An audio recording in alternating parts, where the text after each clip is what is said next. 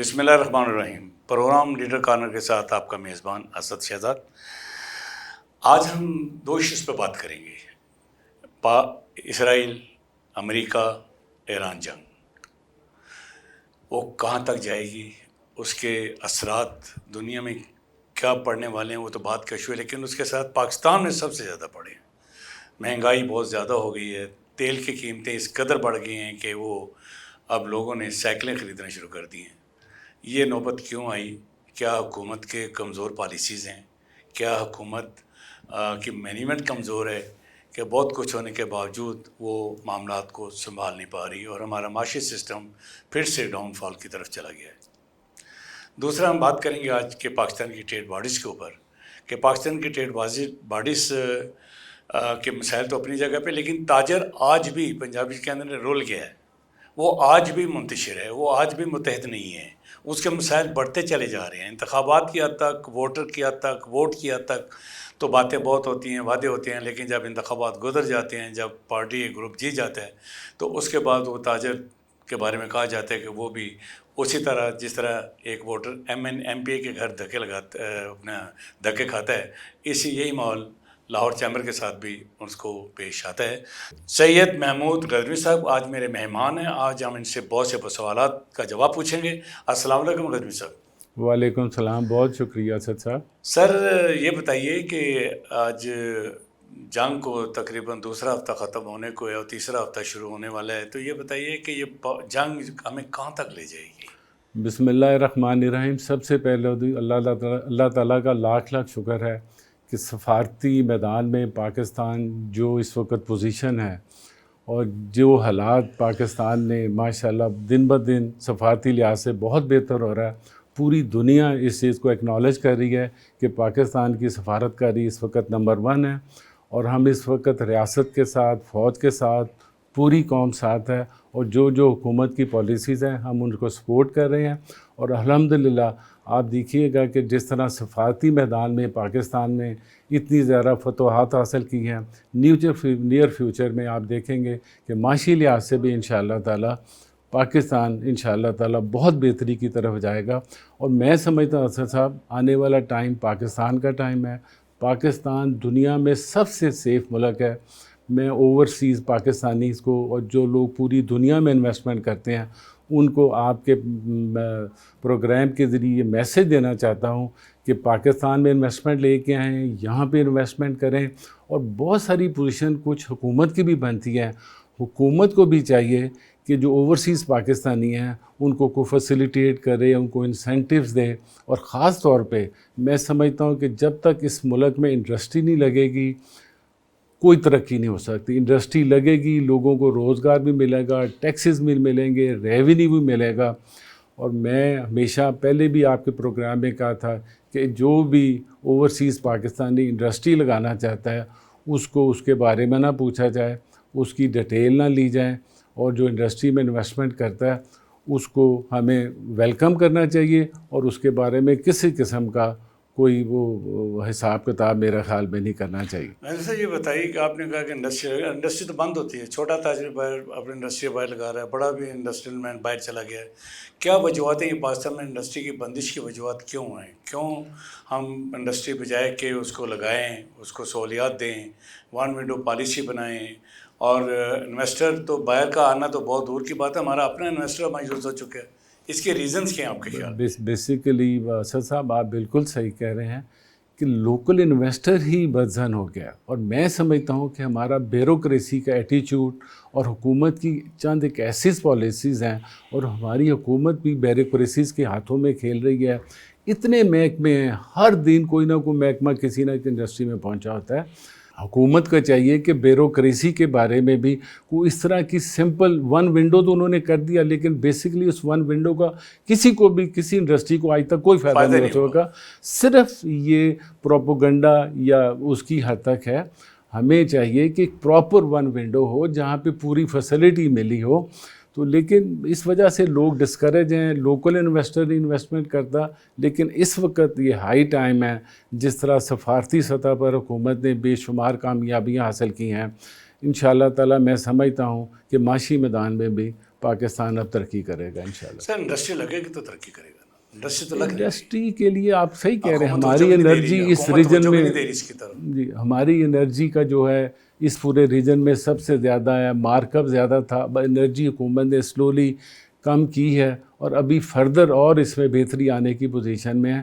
آئی P Ps کے ساتھ ان کو نیگوشیٹ کرنا چاہیے اور دوبارہ کرنا چاہیے. جی دوبارہ نیگوشیٹ کرنا چاہیے. اور مارک اپ جو ہماری بہت پرانی ایک ڈیمانڈ ہے کہ اس کو 6 سے 7% سے زیادہ نہیں ہونا چاہیے. اور اگر انرجی کو یہ کنٹرول کر لیتے ہیں تو آپ دیکھیے گا کہ کس طرح انڈسٹری لگتی ہے, ہر بندہ انڈسٹری لگانے کے کیا آپ لیے اس بات تیار سے ہے. اتفاق کرتے ہیں کہ انرجی کا جو سب سے بڑا مسئلہ وہ ڈیم ہوتے ہیں, ڈیم سے انرجی, بجلی سے پانی ہوتا ہے, لیکن ہمارے یہاں کالا باغ ڈیم اگر بن جاتا تو آج پاکستان شاید دوسرے ممالک کو قرضے دے رہا ہوتا. یہ بتائیے کہ حکومت ڈیم بنانے کی طرف توجہ کیوں نہیں دیتی؟ نہیں, میرے خیال کے مطابق آپ دیکھیے اگلے 2 سالوں میں 3 سالوں میں داسو ڈیم آ رہا ہے جو تقریباً 4000 میگا واٹ بجلی پیدا کرنے جا رہا ہے. پھر 30th میں بادشاہ ڈیم بھی آ رہا ہے. تو اس لیے میں سمجھتا ہوں اگلے 2-3 سالوں میں ہائیڈیل کافی الیکٹرکسٹی آپ کے سسٹم میں شامل ہونے والی ہے.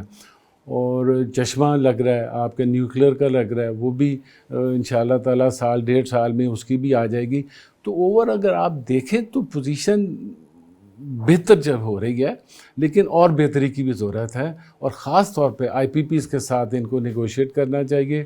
اور انرجی اگر کام ہوگی, انرجی اس وقت مین باٹل نیک بنا ہوا ہے ملک میں انڈسٹری لگنے کا.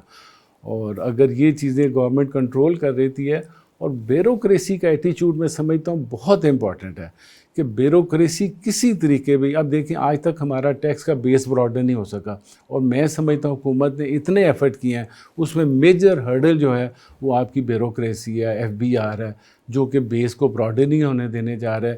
جو لوگ آلریڈی نیٹ میں ہیں انہی کو سکویز کرتے آپ یہ چلے کہنا جا چاہ رہے رہے ہیں. ہیں یہ 2 ادارے جو کہ ہماری تباہی کا سبب ہیں, ایف بی آر اور بیوروکریسی؟ بیوروکریسی یس, اچھے بیوروکریٹ بھی ہوں گے, لیکن اوور آل میرا آج 40 سال کا ایکسپیرینس ہے بزنس میں, بہت بڑی ہرڈل ہماری یہاں کے بیوروکریسی. اور حکومت بھی شاید ان کے ہاتھوں میں کھیل رہی ہوتی ہے. اگر حکومت ان کو کنٹرول کر لے, یا جب بھی یہ کو پالیسیز بنائیں اسٹیک ہولڈرز کو کانفیڈنس میں لیں, خاص طور پہ ٹیکس کے جو پرابلمز ہیں اسٹیک ہولڈرز کو کانفیڈنس میں, پھر یہ جا کے اگر یہ کو ریفارمز کرتی ہے یا ٹیکس پالیسیز بناتی ہیں تو بہت زیادہ افیکٹو بھی ہوں گی اور دیر پا بھی ہوں گی. ٹھیک ہے.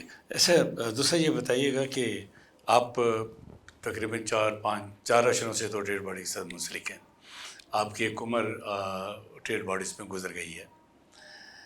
کدھر ماحول جاتا دیکھ رہے ہیں کہ اختلافات ہیں, الزامات ہیں, ایک دوسرے کے اوپر کیچڑ اچھالا جا رہا ہے؟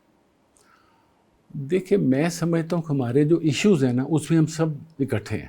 جہاں پہ بزنس کمیونٹی کے ایشوز ہیں اس میں ہمارا کوئی اختلاف نہیں کیا ہے. ایک آدھ ہڑتال کرنے سے ایشوز پہ اکٹھے ہو جاتے ہیں؟ وہ ایک علیحدہ ایک بات آدھ ہے. ہڑتال. آپ نے بات کی ہم اکٹھے نہیں ہیں. جب الیکشن ہوتا ہے مختلف گروپس بنتے ہیں, ہر ایک کی اپنی سوچ ہوتی ہے, اپنا وہ طریقے کے ساتھ اس کو امپلیمنٹ کرنا چاہتا ہے اپنی پالیسیز کو. اس لیے الیکشن میں میرے خیال میں یہ بڑا ایک ہیلدی قسم کا ہوتا ہے کہ جس میں کہ ووٹر کو بھی اہمیت ملتی ہے, ووٹر اپنی ڈیمانڈز رکھتا ہے, اور پھر ہم لوگ جو چیمبر میں جاتے ہیں پھر جو ایشوز ہوتے ہیں ان کو ڈسکس کرتے ہیں, ان کو لے کے چلتے ہیں. اور میرے خیال میں ایسا صاحب یہ ایک بڑا ہیلدی ایٹیچیوڈ ہے اور یہ ہونا بھی چاہیے. ملک میں مارشاء اللہ بھی لگتی رہیں, بے شمار کچھ ہوا, لیکن آپ دیکھیں کہ چیمبر ایک واحد ڈیموکریٹک ادارہ جہاں پہ ہر سال ریگولر انتخاب ہوتا رہا. یہ اس کی ڈیموکریٹک ہونے کی بہت بڑا ایک سائن ہے. تو ابھی بھی میرے خیال میں یہ چیزیں چلتی رہتی ہیں. پھر کچھ لوگ میرے خیال میں پرسنل ہو جاتے ہیں. یہاں پہ میں آپ کے ساتھ متفق ہوں کہ ہمیں پرسنل نہیں ہونا چاہیے, اپنا اپنا ایجنڈا, اپنا اپنا مینیفیسٹو ممبرس کے آگے رکھنا چاہیے, اور پھر جو جس کو ووٹ دے, جو جس کو لے کے آئے, اس کو پھر وہ ایشوز چیمبر میں بیٹھ کے ہمارے ایشوز کو سالو کرنا چاہیے. کیا یہ اس لیے تو نہیں ہو رہا کہ کسی گروپ کا کوئی آئین نہیں ہے؟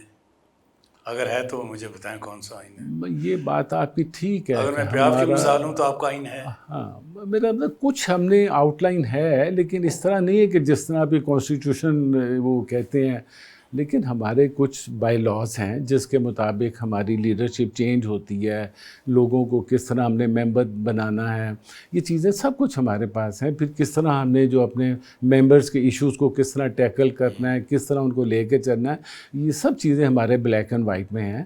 اتنا بھی اس طرح نہیں ہے جس طرح آپ سمجھ رہے ہیں کہ کوئی کسی قسم کی کوئی وہ ہماری وہ مینیفیسٹ نہیں ہے. ڈیفینیٹلی ہمارا مینیفیسٹ ہے.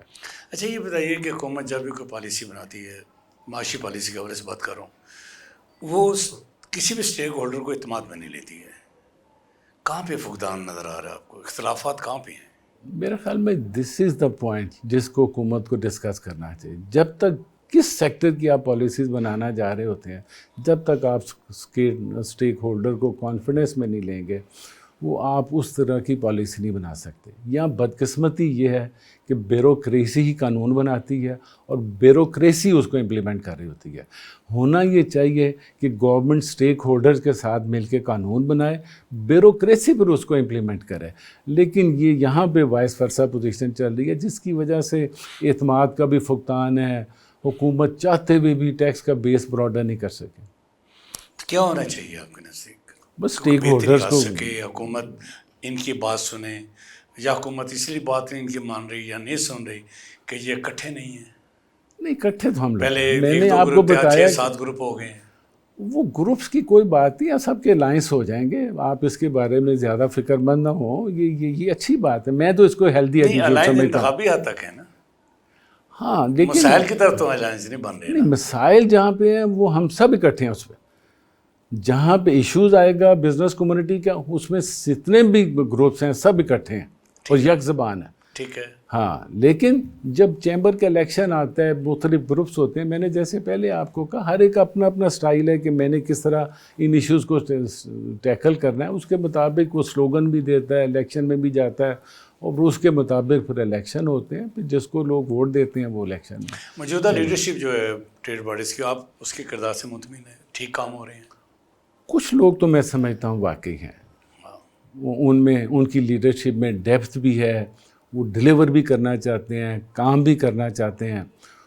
کچھ لیڈرشپ ایسی بھی ہے جو کمپرومائزڈ ہے، میں سمجھتا ہوں، جن پہ جو میرٹ پہ نہیں آئی، وہ ہمارے ایشوز کو پراپر ابھی تک نہ ایڈریس کر پا رہی ہے، نہ ایشوز کو ہینڈل کر پا رہی ہے.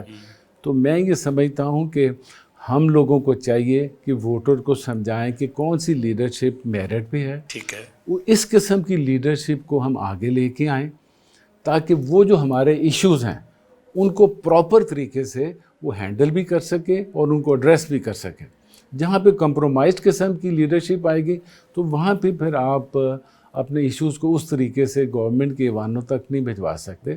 تو اس کے لیے لیڈرشپ کا متحد ہونا پڑے گا، اور سب کو، ایک کو نہیں سب کو، تمام اختلافات بلا کے. ایشوز پہ ہم وی آر ٹوگیدر. پھر اختلافات کہاں پہ ہیں؟ اختلاف چیمبر کی حد تک ہے. بیفور الیکشن کے بعد ہم سب اکٹھے ہیں. ہم اب ابھی بھی سب اکٹھے ہیں. ہم جو بھی جس گروپ سے ہوتا ہے ہم ملتے ہیں، کھانے کھاتے ہیں، شادیوں میں جاتے ہیں، وہ خوشی اور غم میں ہم شریک ہوتے ہیں. ایسی کوئی بات نہیں ہے ہمارا کسی قسم کا کوئی پرسنل کسی کا ایجنڈا نہیں. ہاں کچھ لوگ ہو سکتے ہیں، ان کے بارے میں نہیں، اور کچھ پرسنٹیج ہمیشہ ہر طرف ہوتی ہے. یہ اتحادی سیاست ہونی چاہیے. کس کی سیاست؟ اتحادی سیاست ہونی چاہیے. بالکل ہونی چاہیے، کیوں نہیں ہونی چاہیے. کوئی اتحاد کے بغیر الیکشن لڑا جا سکتا ہے؟ نہیں. اب اتنا دیکھنا 40,000 ووٹر ہو گئے ہیں. ٹھیک. اور یہ میں سمجھتا ہوں ایک بہت بڑا الیکشن بن گیا چیمبر کا. It's not a small election now.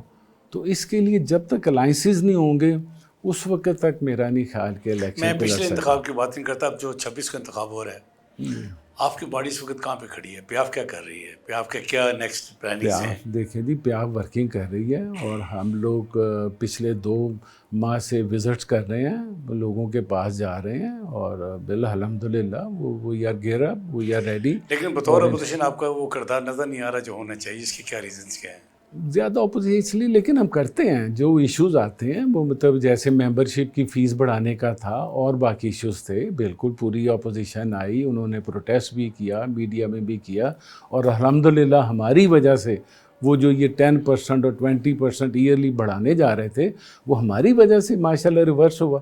اگر ہم لوگ اس کی اپوزیشن پراپر ٹائم پہ نہ کرتے تو آج لوگوں کے ساتھ سارے بلیک میل ہو رہے ہوتے اور کئی گنا زیادہ ان کی ممبرشپ اور یہ رینیول فیس بڑھ گئی ہوتی. اپوزیشن کی طرف سے لاہور چیمبر پہ بڑے سوالات اٹھ رہے ہیں. دوسرے یہ بتائیے گا کہ لاہور چیمبر ایک پل ہے تاجروں کے حکومت کے درمیان. کیا آپ سمجھتے ہیں کہ اس وقت لاہور چیمبر کا جو کردار وہ بہترین ہے؟ اور دوسرا یہ کہ پل کا کردار ادا کرنے میں اس کا کتنا رول ہے اس وقت؟ دیکھیں جی، ترقی کے بہتری کے ہمیشہ چانسز ہوتے ہیں. میں سمجھتا ہوں یہ لیڈرشپ یا اس سے پہلے واز ویری کمپرومائز. ہمارے پراپر ایشوز کو ہینڈل نہیں کیا گیا. چیمبر کو جس طریقے کے ساتھ ہونا چاہیے تھا، جس قسم کا رسپانس ایشوز کے بارے میں دینا چاہیے تھا، وہ نہیں دیا. ٹھیک ہے. اور چیمبر پہ ہمیں کچھ بہت سارے اختلافات ہیں. ان کے جو ایکسپینس غیر ضروری ایکسپینس ہیں اس میں تھے. اور پھر وہ چیمبر ایک قسم کا پلیٹ فارم بن گیا ہے جہاں پہ کو کلب ٹائپ قسم کی ہے.